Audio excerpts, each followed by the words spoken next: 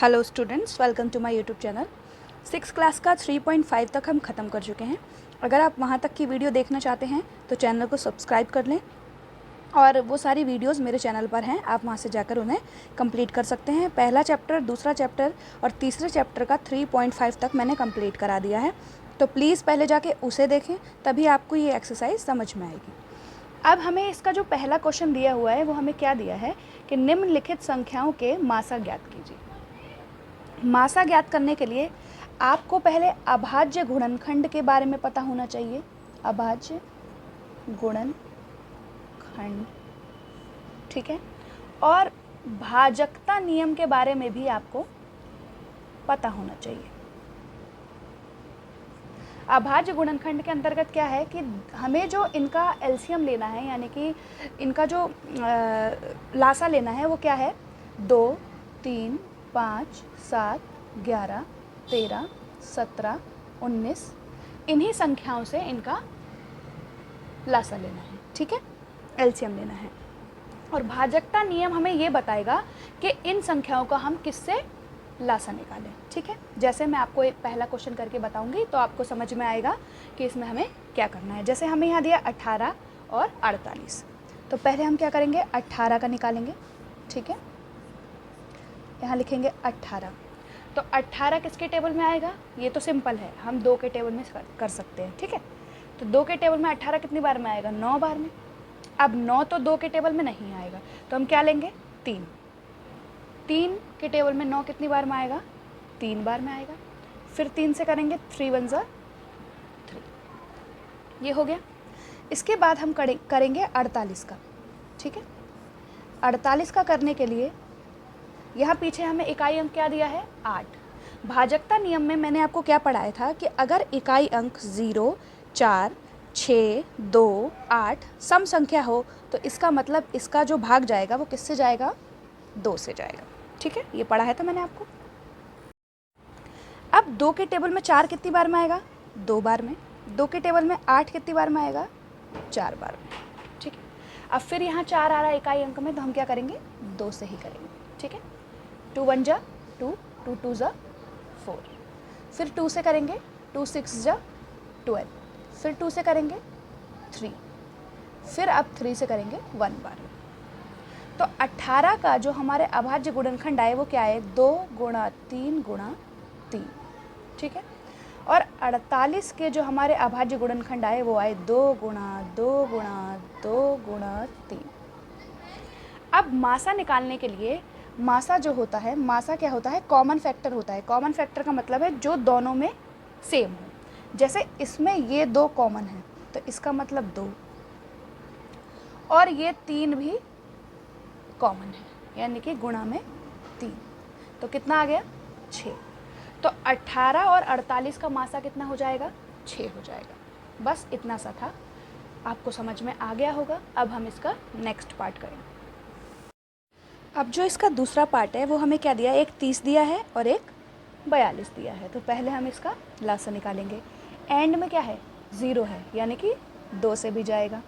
2 के टेबल में 30 तो नहीं आता, तो 2 आता है, कितनी बार में आएगा, 1 बार में। अब 1 बचा, 1 यहाँ हासिल हो गया, 10 हो गया। 2 के टेबल में 10 कितनी बार में आएगा, 5 बार में, ठीक है। 15 किसके टेबल में आता है, 3 के टेबल में, कितनी बार में, 5 बार में। 5 के टेबल में 1 बार में, ठीक है। इसके बाद यहाँ दिया है 42। 42 पीछे क्या है, 2, यानी कि 2 के टेबल से जाएगा। 2 एकम 2, 2 दूनी 4, 2 एकम 2, ठीक है। अब 21 किसके टेबल में आता है, 3 के टेबल में। 3 के टेबल में कितनी बार में आएगा, 7 बार में, ठीक है। 7 किसी के भी टेबल में नहीं आएगा, 7 खुद के टेबल में आएगा 1 बार में। तो 30 के जो अभाज्य गुणनखंड निकले वो क्या निकले, 2 गुणा में 3 गुणा में 5, और 42 के क्या निकले, 2 गुणा में 3 गुणा में 7। तो इन दोनों का जो मासा होगा वो मैंने आपको क्या बताया था, जो दोनों में हो संख्याएं वो होते हैं, ठीक है। जैसे इसमें 2 2 होते हैं, इसमें 3 3 होते हैं, ठीक है। तो 2 गुणा में 3 कितना हो गया, 6, ठीक है। इनका मासा क्या हो गया, 6 हो गया। अब ये इसका तीसरा पार्ट है। इसमें क्या दिया है 18, तो पहले 18 का करके देखेंगे। पीछे 8 है, इसका मतलब 2 से कटेगा। 2 के टेबल में 9 बार में, फिर 3 के टेबल में 3 बार में, फिर 3 के टेबल में 1 बार में। ठीक है, 60 को काटेंगे। पीछे क्या है 0, 0 है तो 2 के टेबल में, 2 के टेबल में 6 कितनी बार में आएगा 3 बार में, 0 का 0।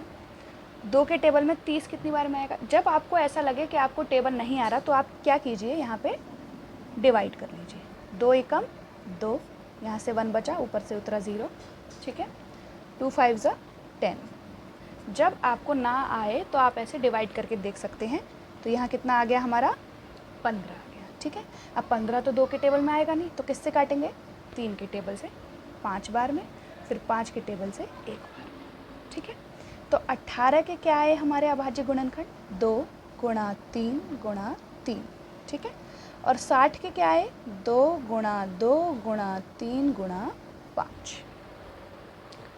इसमें भी हमारा जो मासा आएगा इन दोनों का क्या आएगा, एक तो 2 कॉमन है। ठीक है, और एक क्या है 3 कॉमन है। इसका मतलब इनका भी मासा क्या आएगा 6 आएगा। ठीक है, ये हमारे सी तक हो गए हैं। अब हम इसका डी करेंगे। अब हमें डी क्या दिया है, एक तो दिया है 27। ठीक है, और एक दिया है 63। अब 27 किसके टेबल में आता है जैसे हमें नहीं पता, तो हम क्या करेंगे 7 और 2 कितने हो गए 9, यानी कि 3 के टेबल में आएगा। 3 के टेबल में कितनी बार में 9 बार में आएगा। फिर 3 के टेबल में कितनी बार में 3 बार में आएगा। फिर 3 के टेबल में 1 बार में आएगा। ठीक है, अब 63 किसके टेबल में आता है जैसे हमें नहीं पता, तो 6 और 3 कितने हो गए 9 हो गए। 9 किसके टेबल में आएगा 3 के टेबल में, तो 3 से काटेंगे। 3 2 ज़ा 6, 3 1 ज़ा 3। फिर 3 के टेबल में 7 बार में, फिर 7 के टेबल में 1 बार। ठीक है, अब हमारा 27 का जो अभाज्य गुणनखंड है वो क्या आया है 3 गुणा में 3 गुणा में 3। ठीक है, और 63 का कितना आया अभाज्य गुणनखंड 3 गुणा में 3 गुणा में 7। तो इनका जो मासा है, मासा क्या हो जाएगा 3 3 कॉमन है 3, 3 3 कॉमन है 3, कितना हो गया 9। इनका मासा कितना आया 9 आया। ठीक है, अब ई करेंगे तो क्या दिया है यहाँ 36 और 84। जब पीछे 6 होता है तो किससे कटते हैं 2 से, तो 2 एकम 2। अब हमें जैसे 36 नहीं पता कि 2 के टेबल में कितनी बार में आता है, तो हम क्या करेंगे यहाँ डिवाइड कर लेते हैं। 2 एकम 2, 1 बच गया, ऊपर से उधर 6, 2 8 16, कितनी बार में आया 18 बार में। फिर 2 के टेबल में 18 कितनी बार में आता है 2 9 जा 18। फिर 3 के टेबल में 3 बार में, 3 के टेबल में 1 बार। ठीक है, अब इसको भी 2 से काटेंगे क्योंकि पीछे क्या है 4 है। इकाई अंक में अगर सम संख्या होती है तो 2 से कट जाता है। तो 2 के टेबल में 8 4 बार में, 2 के टेबल में 4 2 बार में, फिर 2 के टेबल में 2 बार में, 2 के टेबल में 1 बार में। अब 21 किसके टेबल में आता है 3 के टेबल में, तो 3 के टेबल में कितनी बार में 7 बार में, फिर 7 के टेबल में 1 बार। ठीक है, तो 36 के हमारे अभाज्य गुणनखंड क्या हो गए 2 गुणा में 2 गुणा में 3 गुणा में 3। और 84 के अभाज्य गुणनखंड क्या हो गए 2 गुणा में 2 गुणा में 3 गुणा में 7। ठीक है, तो मासा क्या हो गया इन दोनों का, एक तो 2 कॉमन है, फिर ये वाला 2 कॉमन है, फिर ये वाला 3 कॉमन है, तो कितना हो गया 2 दूनी 4, 4 तिया 12। तो मासा कितना हो गया 84 और 36 का 12। ठीक है, अब F में हमें 34 दिया है तो पहले 34 का लिखेंगे। पीछे 4 है, इसका मतलब किससे जाएगा 2 के टेबल से। अब हमें ये नहीं पता कि 2 के टेबल में 34 कितनी बार में आएगा, तो हम यहाँ क्या कर लेंगे भाग कर लेंगे। 2 एकम 2, 1 बच गया, ऊपर से उतरा 4, 2 सत्ते 14, कितनी बार में आया 17 बार में। 17 खुद ही एक अभाज्य संख्या है जो सिर्फ खुद के टेबल में आती है, इसलिए 1 बार में। ठीक है, ये हो गया। अब 102 का करते हैं।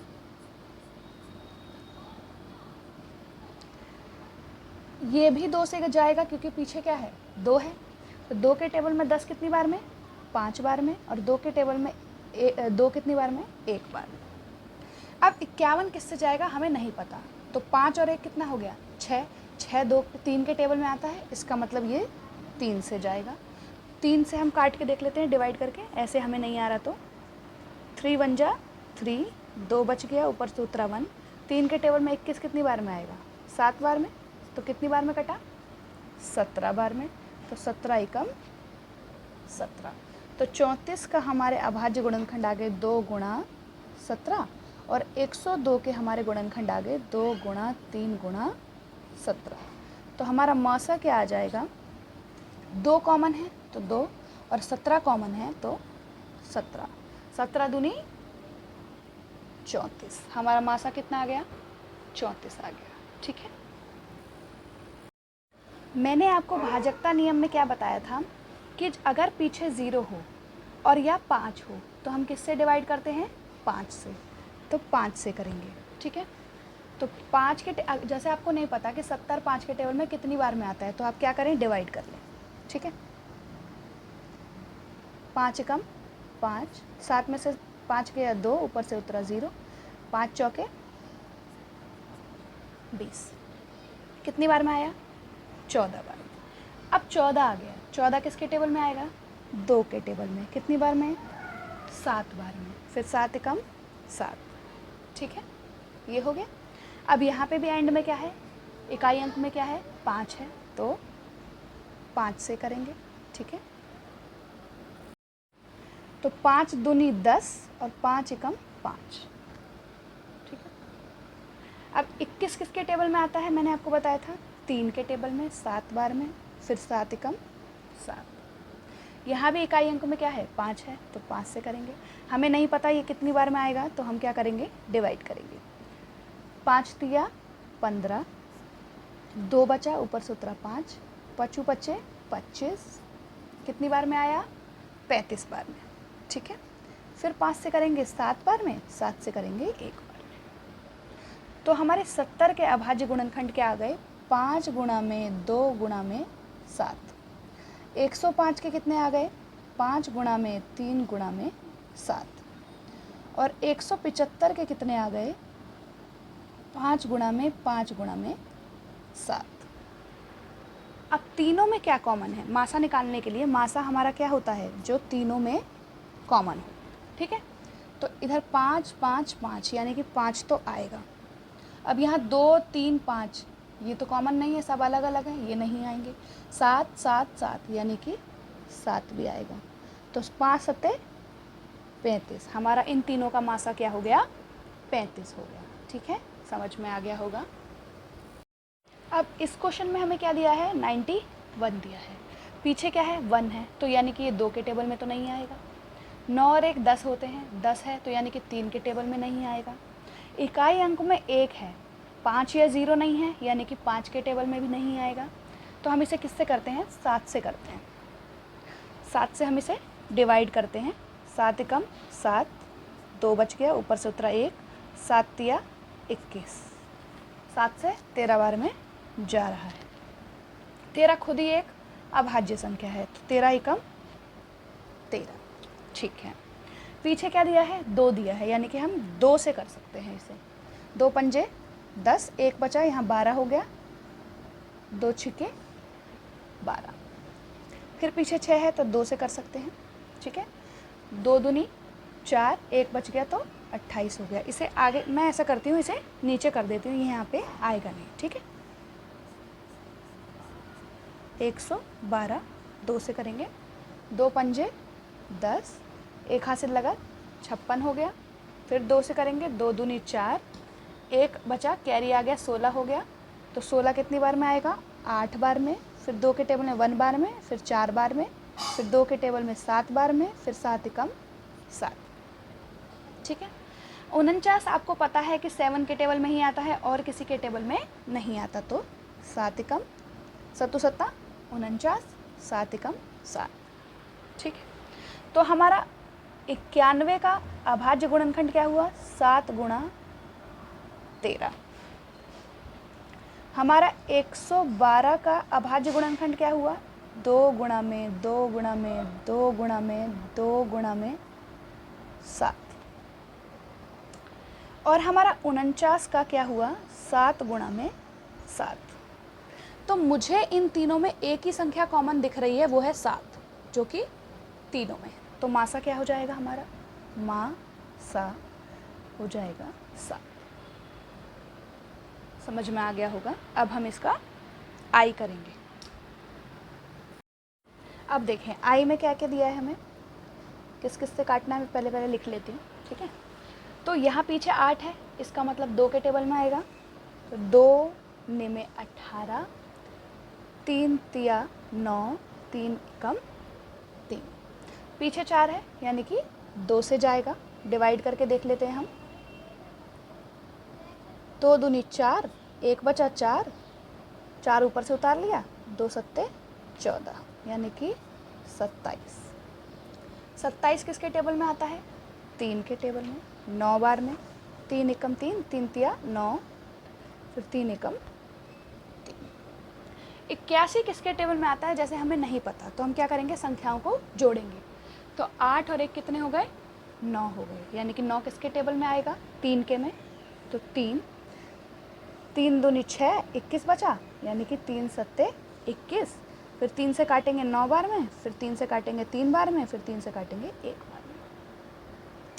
तो हमारा 18 के अभाज्य गुणनखंड क्या है? 2 गुणा में 3 गुणा में 3।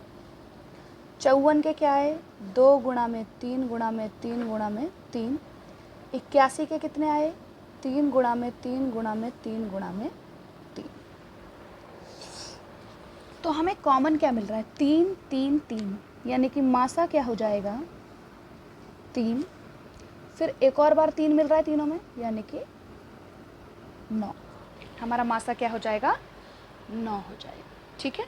अब हम इसका जो लास्ट पार्ट है जे वो करते हैं, फिर हमारा फर्स्ट क्वेश्चन ख़त्म हो जाएगा।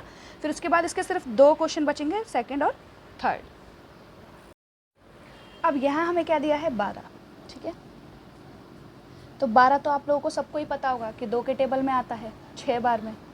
2 के टेबल में 6 3 बार में, 3 एकम 3 हो गया। अब यहाँ दिया है 45। अगर हम संख्याओं को जोड़ें, 5 और 4 कितने हो गए? 9। 9 किसके टेबल में आएगा? 3 के टेबल में, तो यानी कि 3 से जाएगा। 3 से हम डिवाइड कर लेते हैं। 3 एकम 3, 4 में से 3 गया 1, ऊपर से उतरा 5, 3 पंजे 15, यानी कि 15 बार में जाए। फिर 3 के टेबल में 15 5 बार में, और 5 के टेबल में 5 1 बार में, ठीक है। अब करेंगे हम 75 का। 75 दिया हुआ है, 5 और 7 कितने हो गए? 12। 12 किसके टेबल में आएगा? 3 के टेबल में। तो डिवाइड कर लेते हैं 75 को 3 से। 3 दूनी 6, 7 में से 6 गया 1, ऊपर से उतरा 5, 5 बार में 15, तो कितना आ गया? 25। यहाँ लिखेंगे हम 25। 25 किसके टेबल में आएगा? 5 के टेबल में। तो 5 पचे 25, यानी कि 5 के टेबल में 1 बार। तो हमारे अभाज्य गुणनखंड जो हैं 12 के कितने आ गए? 2 गुणा 2 गुणा 3। 45 के कितने आ गए? 3 गुणा 3 गुणा 5। और 75 के कितने आ गए? 3 गुणा 5 गुणा 5। तीनों में मुझे एक ही चीज़ कॉमन लग रही है, 3 3 3। तो हम क्या करेंगे? मासा लिख देंगे बराबर 3। ये हमारा पहला क्वेश्चन था जो हमने बड़ी ही आसानी से कर लिया है। अब हम सेकंड और थर्ड कर। अब जो इसका सेकंड क्वेश्चन है, सेकंड क्वेश्चन का जो पहला पार्ट है वो हमें क्या दिया है? 2 क्रमागत संख्याएं, उनका हमें मासा निकालना है। तो क्रमागत संख्याएं क्या होती हैं? जो लगातार संख्याएं होती हैं, जैसे 1 2 3 4 5, ऐसे ऐसे चलती जाती है। तो कोई भी 2 क्रमागत संख्याएं ले लें, जैसे हमने 2 और 3 ले लिया, तो इनका क्या निकालेंगे हम? लसा निकालेंगे। 2 के टेबल में 2 आएगा 1 बार में, 3 के टेबल में 3 आएगा 1 बार में। तो ये इन दोनों में क्या कॉमन है? सिर्फ 1 कॉमन आएगा। तो इनका जो मासा हो जाएगा 2 क्रमागत संख्याओं का, वो क्या हो जाएगा? 1 हो जाएगा, ठीक है। और कुछ इसमें कॉमन नहीं होगा। ठीक है, ये हमारा दूसरे का पहला था। अब हम इसका बी करेंगे। अब दूसरे का जो बी है वो क्या दिया है, दो क्रमागत सम संख्याएं। पहले हम संख्याएं लिख लेते हैं, 1 2 3 4 5 6 सो ऑन। ठीक है, तो 2 और 4 हमारी क्या है, सम है। मैंने आपको क्या बताया था, सम संख्याएं क्या होती हैं, जो सिर्फ 2 के टेबल में आती हैं। तो हम 2 ले लेते हैं और 4 ले लेते हैं, इनका हम करेंगे एलसीएम। तो 2 के टेबल में 1 बार में, 4 2 के टेबल में 2 बार में, 2 के टेबल में 1 बार में। तो इसका 2 का क्या आया, 2, और 4 का क्या आया, 2 गुणा में 2। तो दोनों का कॉमन फैक्टर क्या आ गया हमारा, यानी कि दोनों में सेम क्या आ गया, 2 आ गया। तो 2 क्रमागत सम संख्याओं का क्या होता है, मासा 2 होता है। ठीक है, अब इसका सी पार्ट करते हैं। 2 क्रमागत विषम संख्याएं, सम क्या थी, 2 और 4, तो विषम क्या हो जाएंगे, 3 और 5। 3 और 5 के लिए हम निकालेंगे, तो 3 के टेबल में 3 1 बार में, और 5 के टेबल में 5 1 बार में। इनमें भी कुछ कॉमन नहीं होगा, सिर्फ 1 के अलावा। तो यानी कि 2 क्रमागत संख्याओं का जो मासा होगा वो 1 होगा, 2 क्रमागत सम संख्याओं का जो मासा होगा वो 2 होगा, 2 क्रमागत विषम संख्याओं का जो मासा होगा वो 1 होगा। ये हमें याद रखना है, ये डायरेक्ट एग्जाम में क्वेश्चन पूछ लिए जाते हैं, तो ये तीनों चीज़ें हमें याद होनी चाहिए। ठीक है, तीसरा क्वेश्चन क्या दिया है, अभाज्य गुणनखंड द्वारा 2 सह अभाज्य संख्याएं 4 और 15 का मासा इस प्रकार ज्ञात किया गया है। जैसे 4 हमें दिया हुआ है, 4 बराबर 2 गुणा में 2 के, और 15 हमें दिया है 15 बराबर 3 गुणा में 5 के। ठीक है, चूंकि इन गुणनखंडों में कोई अभाज्य सार गुणनखंड नहीं है, इसका मतलब है इनमें कुछ भी सेम नहीं है, इसलिए 4 और 15 का मासा 0 है। क्या यह सही है, तो हम लिखेंगे नहीं, यह सही नहीं है, क्योंकि जब कोई सार्वगुणनखंड नहीं होता तो संख्याओं का मासा 1 होता है। तो इनमें हम क्या कर देंगे, 1 1 का इंटू कर देंगे, और इनका जो मासा हो जाएगा 1 हो जाएगा। ये हमारी 3.6 एक्सरसाइज थी जो आज हमने कंप्लीट कर ली है। चैनल को सब्सक्राइब करें, लाइक करें, शेयर करें, कमेंट करें। Thank you very much.